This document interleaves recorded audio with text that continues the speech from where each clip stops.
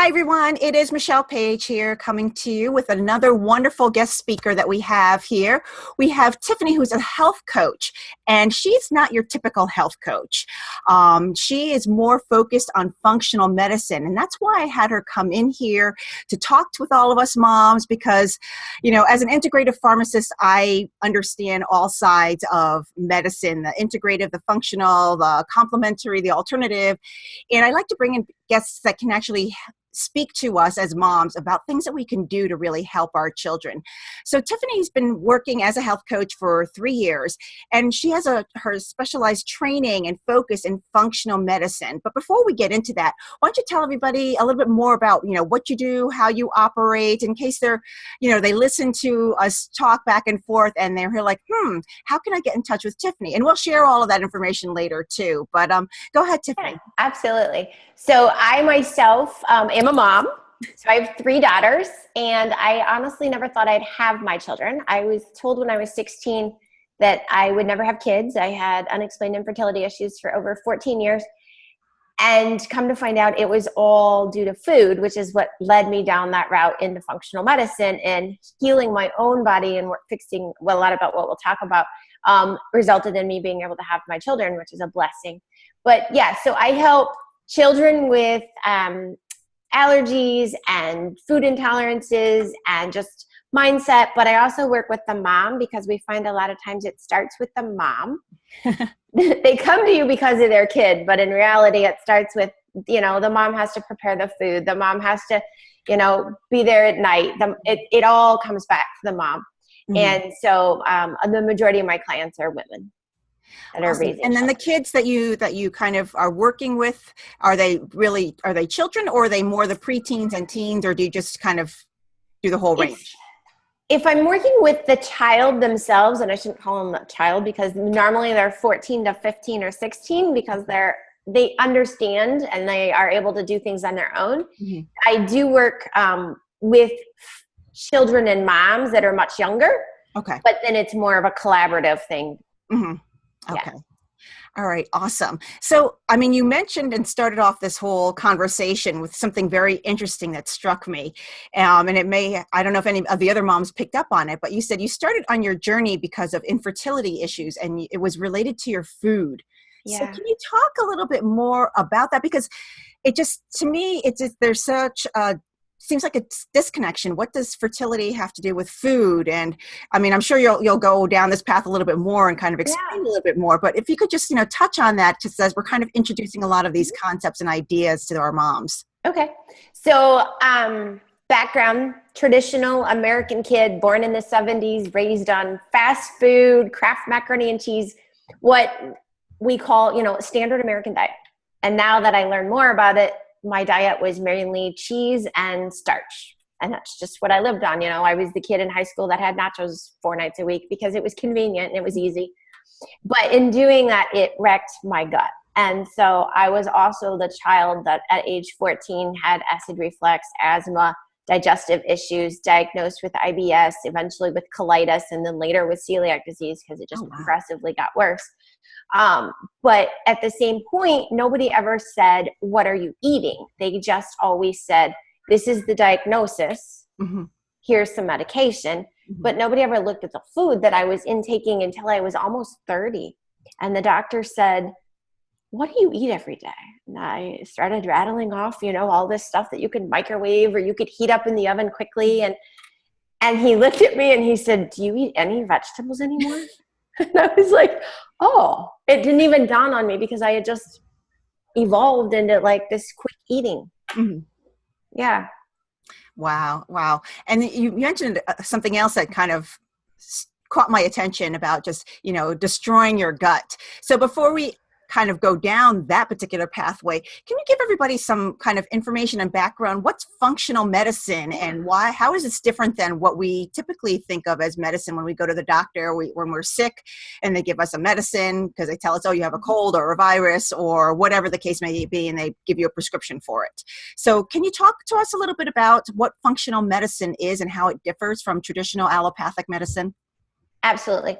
So if you think of traditional medicine, there's doctors that have one specialty. So you have a gastrointestinal doctor, you have a cardiologist, you have a neurologist, you have all of these specific specialties, which is great.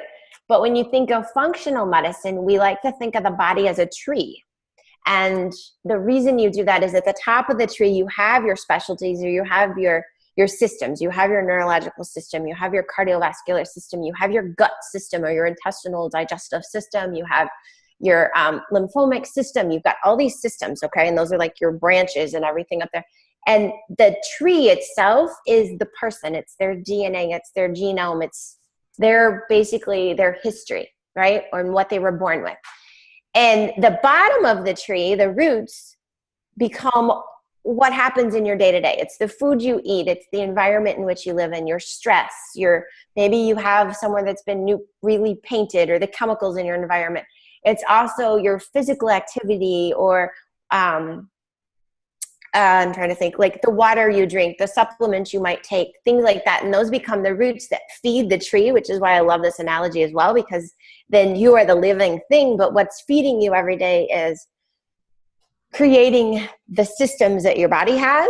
And whether those systems get turned on or off, or they get aggravated or they're inflamed, is all dependent on what we're doing down below. It doesn't necessarily mean that if, like in my case, I was born with the celiac gene, but it didn't mean that I had to develop celiac disease, because depending on what I fed the roots, had I known this in the beginning, I may not have triggered the celiac disease or any of my other autoimmune diseases that have now been turned on. Mm-hmm. Mm-hmm. Does that make sense? It makes sense to me. Okay. And I love the visual. Maybe what I'll do is I'll pop up a graphic of that, because I know I've seen it, and it really kind of makes sense when you see it visually, about how the roots really determine what the branches and the foliage of the tree really look like. And some trees are a little lopsided, some branches are a little fatter than others, some are kind of skinny and weak. And that's how we can think of all the different body systems. It's like sometimes, you've got a overly active immune system, and we're having, autoimmune diseases. Maybe you don't have as strong of a gut, like what you were saying, your gut was damaged. So you've got a little skinny branch there. So all of those visuals about how the body functions as a system, I think is really fantastic. And with that tree model, especially. So thank you for explaining. Yeah, absolutely. And the other thing that I want to touch on quickly is functional medicine. Again, we look at the whole picture, we look at the body as a tree, but we also look at health as a continuum. It's a path. And so I always like the analogy of the Wizard of Oz, and if you've ever seen any other topics, because it just makes sense in my brain as this kid that grew up watching the movie. One end is this castle, and that's like your optimal health, and it's green and it's vibrant. On the other end, you've got that witch that's got the house smashed on top of her and she's dead. But that's your continuum. And so you have to kind of think about, you're always on that path, but what do you do every day in your life to get you a little bit closer to that green and that optimal and that vitality, versus going back to being the witch laying there with her stocking sticking out. Mm-hmm. Mm-hmm. And there's so much that I want you to talk about, and I know we don't have enough time to talk about everything. But let's stick to one topic, and let's talk a little bit about the gut itself, because it's such a powerful first place to start, and where the food and the diet and the nutrition really comes in. And I know when I first started learning about gut health, I was going, what? How does the gut really affect, mental health issues? How does the gut really affect arthritis? How does the gut affecting, your autoimmune and your thyroid? Like, how is this doesn't make any sense. Your gut would be, like you said, your celiac disease, or if you have irritable bowel syndrome or Crohn's, or reflux, that's the gut, right? How does everything else tie into it? So can you talk a little bit more about that? Yes. Okay. So, I'm going to call it leaky gut for lack of a better term, but there is a scientific term. And what happens is, over time, we have in our gut, we have villi, and they're like shags of carpet, and their job is to support digestion, but their job also is to have the enzymes that live on them. But in between those, you've got these little microscopic openings that allow micronutrients, food that's in its proper form, that's been digested, to get into the bloodstream so it can feed the mitochondria in the cells. Okay. And what happens is if we have leaky gut or we have irritable bowel and some of that other stuff, those gaps in between open up wider, just like you'd have a sore on your skin or you'd get something on your face, right? You get your pores open up. The intestine will open up the same way, and it will allow undigested food to come into the bloodstream. And when that undigested food gets into the bloodstream, the body doesn't recognize it. It's not a single amino acid. It's not a protein. It's not something that it's born to identify. And so what happens is the immune system goes on attack. And if the liver can't detox it and the pancreas doesn't have anything to help break it down, a lot of times it stores it somewhere to process later. Like the body's just like, I don't have energy to deal with this. I'm going to wrap it in a cell, or I'm going to wrap it in some fat, and I'm just going to store it for later.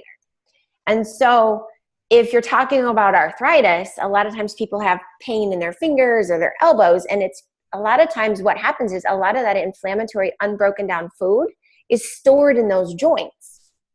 Now, the other common place that the body will store things, thinking it will work on it later, and it never does that, it just stores it, is in that midsection of our belly.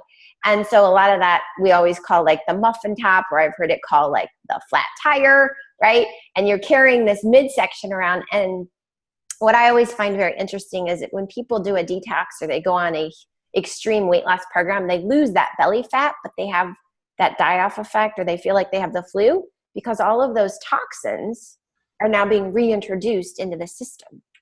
And it's causing the body to figure out, what do I really need to do with this? Mm-hmm. And so that's part of the gut relation to some of the chronic pain that you feel. The other thing to keep in mind is that if you have leaky gut, a lot of times people will now have what they're calling leaky brain. So we have a blood-brain barrier, and science that they're doing at Iowa City and they're doing at Cleveland Clinic is finding that that blood-brain barrier in the brain itself will also get gaps in it, and undigested particles can get into the brain cells, causing headaches, neurological disorders, memory gaps, or even what we think of as foggy brain, like we can't think of the words. And that kind of ties it, it's all back to that, to the gut itself and keeping it healthy so it can digest the food properly, mm-hmm. so that we can actually use it for energy. And then how does this, I mean, we're talking, with the moms here, specifically about the teenage issues, and the ones that really come up, I mean, the one that comes up usually very quickly for people is like skin issues, acne. And, we usually think, oh, that's because they're eating too many greasy foods and oily foods, but it's really beyond that, isn't it? Yeah, so what I always wonder is, I always ask people, is the acne in the T-zone, which is primarily oil, mm-hmm. or is the acne down here? And if you've got people with cystic acne, or you've got it down here, it's a sign of liver not properly functioning, or food not being digested properly. And so the body again says, all right, I got to get rid of this. Let's push it to the surface. And in pushing it to the surface, it creates that extra acne. The other common place is the back of the arms. And I actually have scarring on the back of my arms from my body trying to push things out throughout my adolescent years that it could never get out. And so I would have it down the back of my arms. Wow. And most people, when their teen has issues with acne, they go to the doctor and then they prescribe these really strong, I don't want to say toxic, but really strong and powerful prescription medications that have a lot of side effects. And if you really took the time to read the package insert, you probably would have second thoughts about prescribing them and allowing your child to have them. But instead, they can really start looking at the gut then and seeing how, I love that description of the body trying to push the toxins out and looking at where the acne appears on the face. Because if it's in the lower part, then it really is a toxicity and a gut issue, as opposed to just the oily T-zone, that would be considered, normal hormonal imbalances that, teens go through. Yes. Yeah. Okay. And then you also touched on that, the leaky blood-brain barrier. So having, food particles and things that shouldn't be going into the brain that might be causing some of the other things that we see in teenagers, which is those mood swings, or the severe depression, the anxiety, the panic disorders, and all of those things that we sort of attribute to hormone fluctuations, which they can be. And certainly there are significant and real clinical diagnoses of having these mental health disorders and issues. But there's a strong component and connection with the gut. Can you speak a little bit more about serotonin in the gut? Serotonin and the gut. Now you've thrown me. I didn't research that. Okay, maybe that's what I learned. Maybe I've learned it wrong. No, you're probably learning it right, and it's not coming to my mind. I had learned that majority of our serotonin is made in our gut lining.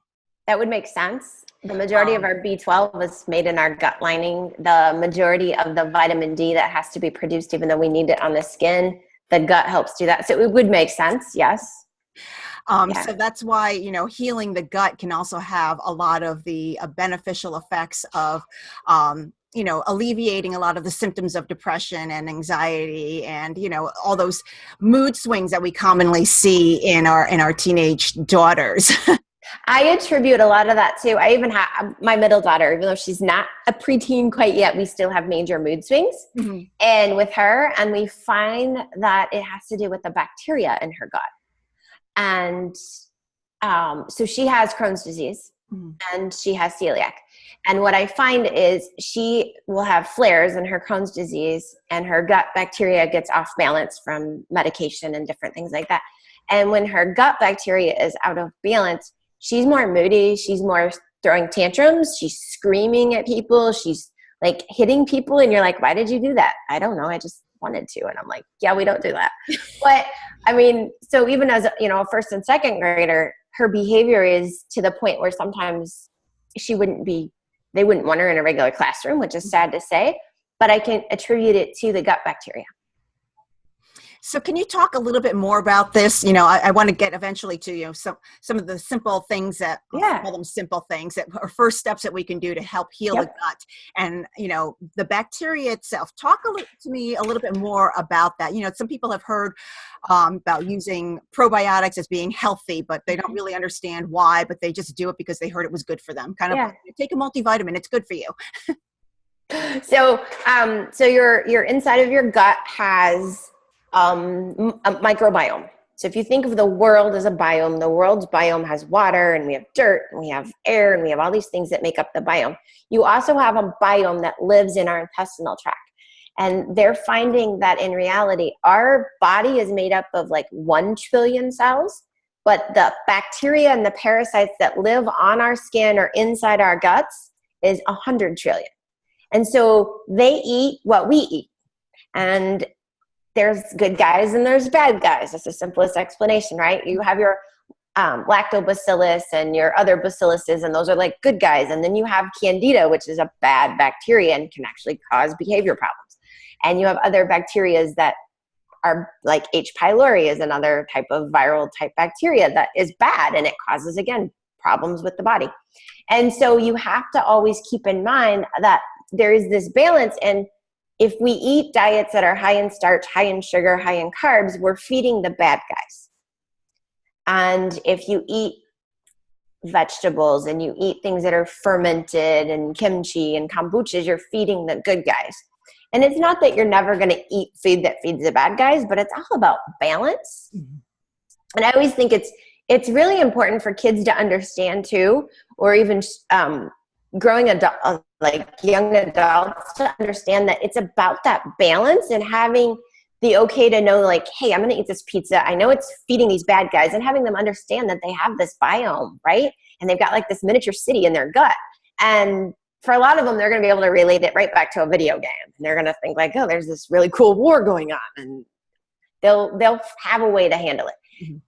But at the same time, if they're balancing it out and they're eating the things that are going to actually feed the good guys as well, and they keep that balance, then you don't have as many of the mood disorders, or the PMSing is another one that I always think is triggered by more of the candida type people that eat sugar, because that's what a lot of us crave when we get ready to go into our cycle. We're craving chocolate, we're craving sugar, we're craving potato chips. And in reality, if you actually studied bacteria, you would know that all those things are feeding the bad guys. So then you're going to have more emotional breakdowns. You're going to have more of that, like, I'm really happy and then I'm bawling all in the same like 5 minutes, and you have no reason why. And my daughter will actually tell you it's the monsters in her stomach. And now she relates that to these bad guys being monsters in her gut. And it's not necessarily that she's a bad person. She's just having a bad behavior at that moment because the bacteria can actually infiltrate your system and cause certain things to trigger and cause you to have cravings. Mm-hmm. Mm-hmm. And just a point of clarification for some moms, when you say sugar, also recognizing that starchy carbs are metabolized to sugar. So if you're eating a potato or rice or pasta or lots of bread, that gets converted in our body to sugar, and that's what the bacteria eat. So I just want to make sure that, the moms that are listening to this understand when you say sugar, it includes all the carbohydrates. Correct. Absolutely. Yeah. And so you can take a probiotic, or like I said, you could do a kimchi or fermented food, which would then balance and feed the good guys in your gut. Mm-hmm.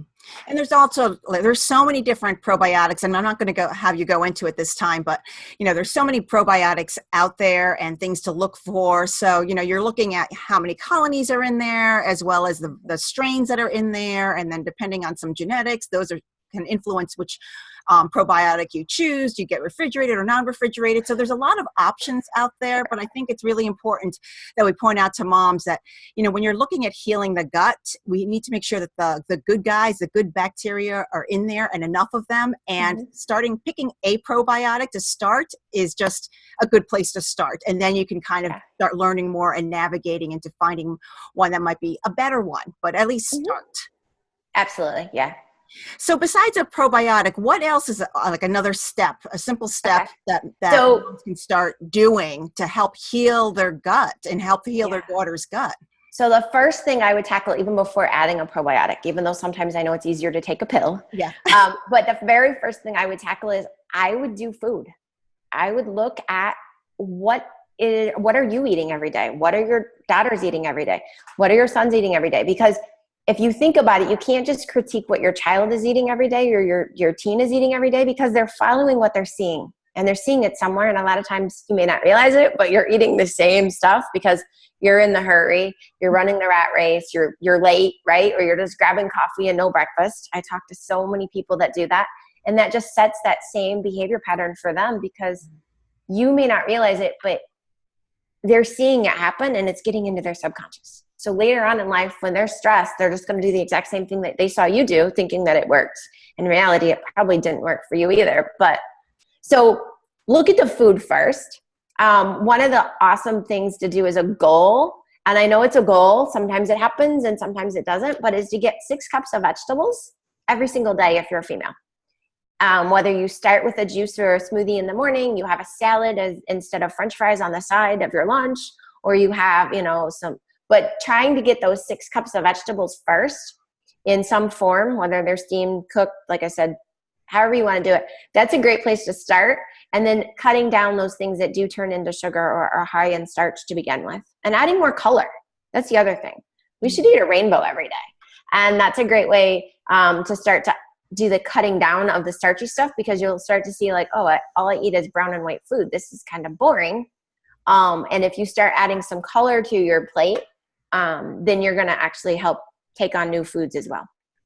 So aim for a variety of colors on your plate. So if you're actually sitting down for a meal, make sure that you have, how many different colors are on the plate? I always say 5. I actually have a child that I work with that has Asperger's, and she is wanting to do a lot more by herself. She wants to prove that she's independent, and it's great, right, for a 14-year-old that wants to have this. But at the same time, it's teaching her to be independent with the right choices. Mm-hmm. And so we shoot for 5 colors on a plate, or 5 colors in her lunchbox if she's packing her own lunch. At breakfast, I understand it's hard to get 5 colors, but you could do like a berry bowl and get some variety of reds and purples and blues in there. But always shoot for 5 colors anytime you're sitting down to have some sort of snack or meal. That's a great rule of thumb. And then looking at, like you said, the food piece of it to just get the good nutrients that our body needs to function properly. Like we started off talking about functional medicine and the roots. So you want to make sure, just like if you have a garden, I mean, if you want the garden to flourish and thrive, you need to give it fertilizer, because it needs all of those micronutrients that are not in the soil inherently or might be depleted from the soil. So eating that variety of of colors at each meal is really a good place to start. So what are some like easy grab and go? I mean, so many of us are in a rush all the time. We think fast food, what can I go through the drive-through and get? But what are other like fast foods that we can just have handy and available, maybe like packed in your purse? Yeah. Keep it in your So car? clementines are a great one. They really don't bruise. Bananas bruise, and nobody wants a brown banana except me, I think, in our house. But clementines are really good. Apples, another one. Eat the skin, because you get an organic apple, but eat the skin because that's where the color is. Other go-to snacks, we use a lot of organic, like uncured meat sticks sometimes for protein if we're traveling. Nuts, seeds. If you can find dried fruit that doesn't have the sugar on it, those are great. Like they even have dried apricots that are like more gummy. Mm-hmm. And so they're like a thicker fruit roll up kind of. Those are great go-to. If you can tolerate dairy, you could always get it, an organic cheese stick or some cheese squares. Mm-hmm. And I think it's interesting that you keep saying organic apple, organic cheese stick, organic fruits and vegetables. So I think most of us at this point are familiar as to why organic is better than non-organic, but can you just speak to that just real quick? Yeah. So if and I understand also that some people can't afford organic, and I have a lot of clients that just have to be budget friendly. But if you are doing that, there's pesticides and herbicides on the outside of the food, or in the case of dairy, they're feeding the cows estrogen, so they produce milk year round. And in reality, cows should only be producing milk when they have a calf. And so what's happening is our body is absorbing those toxins. And so when we talk about the roots of the tree, that's something that can feed and cause more inflammation or cause more behavior issues. And then there's also, for people that don't know, there is a list of the Dirty Dozen, which are the ones that you want to try to purchase organically instead of non-organically. Those are things like the apples and the berries, like strawberries. Because of the little seeds, I know they capture all of those chemicals much more easily. So you want to try to get those as organic items instead of non-organic. But like you mentioned, if it's a choice between organic or non-organic or not buying at anything, then obviously choose the non-organic, because if it's a choice between that and, potato chips or whatever. Yeah, get the veggie or the fruit first. Awesome. So I think those are some great tips for moms to start off with. Look at the diet, 5 colors on the plate for meals as a way to help support the gut. Consider adding a probiotic also for that gut health, because all of that, they'll start noticing some differences, in their child's skin or their moods and other behaviors. And if they have other illnesses, you might start seeing some of those resolve.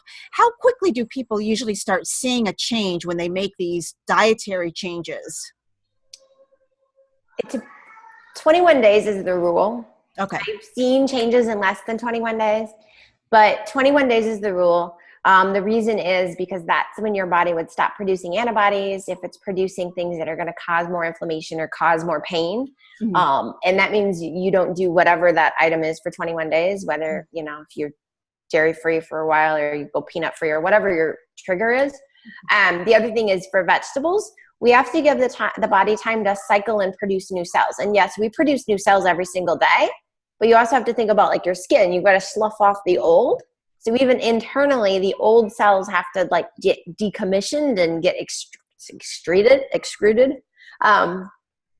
in order for the new cells to flourish. And when you're eating more of the colors and you're eating the foods that have those phytonutrients and you're eating the more the vegetables and adding the fruits and less of the white and brown stuff, that's when the mitochondria is going to actually start to get energy inside of it, and you're going to start to feel better.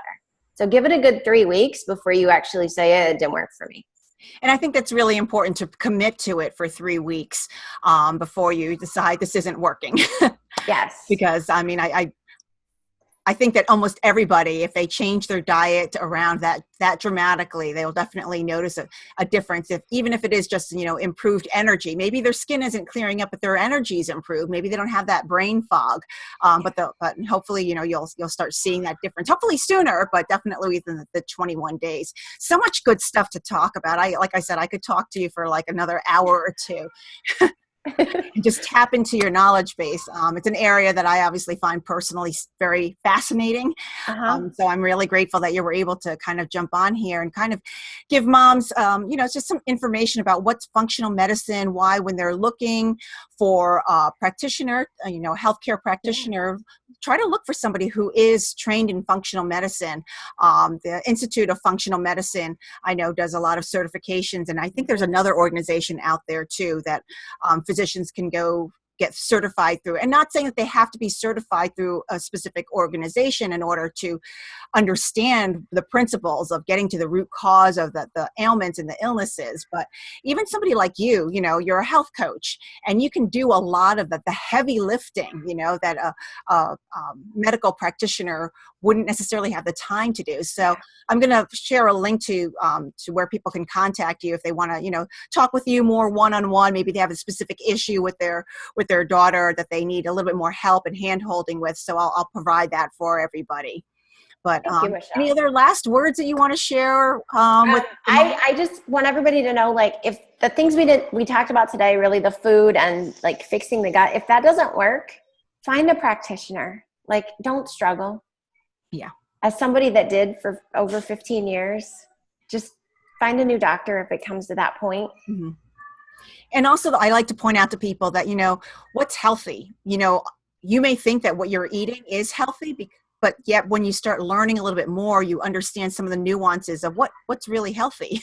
Mm-hmm. And I think that's where somebody like yourself, Tiffany, can really come into play in teaching people what healthy really means and how it supports their system or doesn't support their body system, so that they can feel great, operate optimally, and just, have a thriving life for themselves and their daughters and everybody's, well, maybe not happy 100% of the time, but it's certainly more even keeled and balanced. Yes. Yes. Awesome. Well, thank you so much for spending time with us and chatting with me and sharing your knowledge. I think this is a great place for moms to really kind of start taking the first steps and making some changes in their diet and helping their daughters in a way that maybe they never really thought they could have an impact. Mm-hmm. So. Thank you. Thank you for inviting me today. I am honored. I appreciate it. Thanks, Tiffany. Have a great day. You too.